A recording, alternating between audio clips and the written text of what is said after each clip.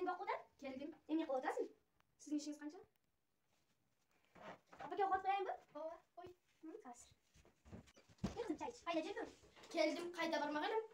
Кандайсың? Апа, мен телефонум кана. Аке. Мен кеттим. Келин сага коеюн. Жок, керек эмес. Сенин кызың дастаркан четинде отуруштун адебин үйрөнсүн. Телефондон башы чыкпайт. Көчөдөгү кыздар дагы мындай менин кызым дагы жакшы окуйт. Китептерди окуп бүтөйүн деп калды. Мектепте отличница. Эже. Али булар жаш да.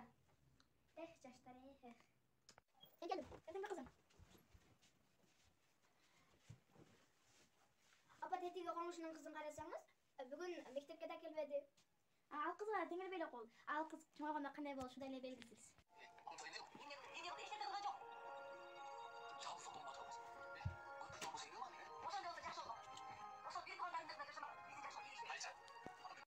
Опа!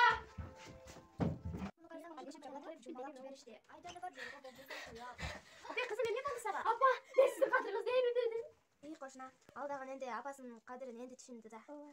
Менин неберем эмди тагдырды түшүндү. Жанара, кандайсың? Жакшы, өзүң кандай?